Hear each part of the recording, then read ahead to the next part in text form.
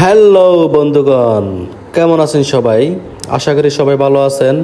আলহামদুলিল্লাহ, আপনাদের দোয়া ও ভালোবাসায় আমিও ভালো আছি। আজকে আপনাদেরকে এমন একটা সবজি রান্না করে দেখাবো, আপনারা জীবনে কোনোদিনও খান নাই। এই সবজি যদি আপনি একবার বাসায় বসে ট্রাই করেন, তাহলে এই সবজি ছাড়া আপনি আর কোনো কিছুই খাবেন না। তো এই সবজিতে আমি কি কি দেব আর কি কি সবজি এখানে মিক্স করতেছি, আমি সব কিছু আপনাদের আজকে দেখিয়ে দেব। এটি এমন একটি সবজি যে বড় বড় 5 স্টার হোটেলে, বড় বড় রেস্টুরেন্টে এই সবজিগুলো দিয়ে থাকে, তাদের থেকেও শতগুণ সুস্বাদু হবে আপনি যদি এভাবে রান্না করেন। তো এখানে আমি অনেক পদের সবজি নিছি, যেহেতু এখন সব সবজি পাওয়া যায়। তো এখানে ফুলকপি একটা নিয়ে নিছি আমি। তো এগুলাকে হালকা সিদ্ধ করে নিতে হবে। তার আগে আপনারা সবজিটা কাটার সময় সব সময় মাথায় রাখবেন, সব সবজি যেন এক সাইজের হয়, একই সাইজের, যেন একটা ছোট একটা বড় না হয়। চেষ্টা করবেন সবগুলো এক সাইজ রাখার জন্য। তো আমি এখানে হালকা সিদ্ধ করে নেব। সিদ্ধ করার সময় অবশ্যই একটু লবণ দিয়ে নেবেন, তাহলে একটু স্বাদ ভালো হবে আর লবণটা সবজির মধ্যে একদম পারফেক্টলি হয়ে যায়। তো ফুলকপি যেহেতু একটু নরম হয়, আমি ফুলকপিটা লাস্টে দিচ্ছি, যেহেতু এখন সবজিটা আমার হাফ সিদ্ধ হয়ে গেছে। সবজিটা সিদ্ধ করলে হয় কি জানেন, একটু সবুজ থাকে, দেখতে সুন্দর। তো সবজিটা সিদ্ধ হওয়ার পরে আমি একটু ঠান্ডা পানি দিয়ে হালকা চাকানাকা করে ধুয়ে নিলাম। তো এই পর্যায়ে আমি আজকের এই সবজিটা কি কি দিয়ে রান্না করব সেগুলো দেখে নিন। এখানে আমি মুসুর ডাল নিয়ে নিছি 1 কাপ, আর একটা পেঁয়াজকে 4 পাল্লা করে নিয়ে নিছি। আর এখানে সবজি রান্নার মেন উপাদান হচ্ছে এই থাই স্যুপটা। থাই স্যুপ বা ম্যাগি স্যুপ আপনাদের বাসায় যেটাই থাকবে সেটাই দিতে পারবেন, এখানে মেন উপাদান হচ্ছে ওইটা। তো এখানে আমি পেঁয়াজ দিয়েছি, কাঁচামরিচ, মুসুরের ডাল সবগুলো একসাথে দিয়ে একটু কষিয়ে নেব।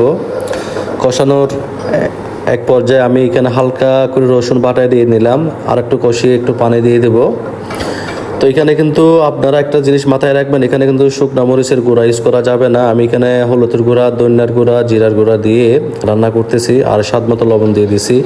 আমি যেহেতু লবণ প্রথমে সিদ্ধ করার সময় দিয়েছিলাম, এই জন্য আমি লবণটা একটু কমিয়ে দিলাম। তবুও আপনারা একটু দেখে নেবেন, আপনারা রান্না করার সময় স্বাদ মতো দিয়ে নেবেন, সমস্যা নেই। তো আমি ভালো করে কষানোর পরে এটা এখন সবজিটা অ্যাড করে দিলাম। তো এই সবজিটা হয়তো একদম শর্টকাট, 5 মিনিটের মধ্যে এই সবজিটা আপনি রান্না করে খেয়ে ফেলতে পারবেন। একদম শর্টকাটের এই সবজিটা রান্না করা হয়ে যায়। তো এখন আমি সবজিটা একটু লাড়াচাড়া করে নিচ্ছি ভালোভাবে, যেন ডালগুলো মিক্স হয়ে যায়।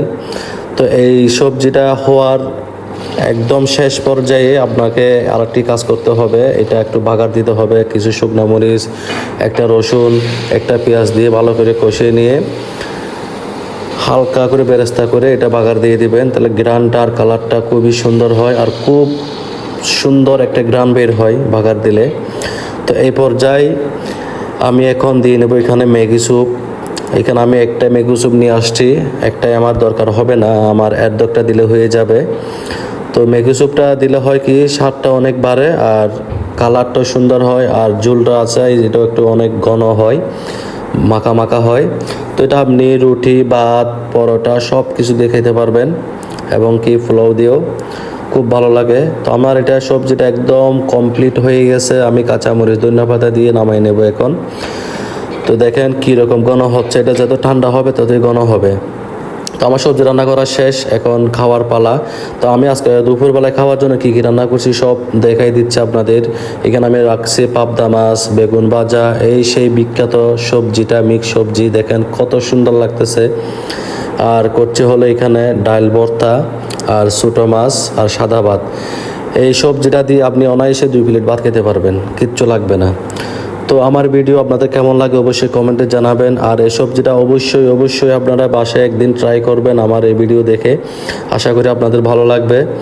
আমার চ্যানেলে যদি নতুন হয়ে থাকেন তাহলে অবশ্যই সাবস্ক্রাইব করে যাবেন। ধন্যবাদ।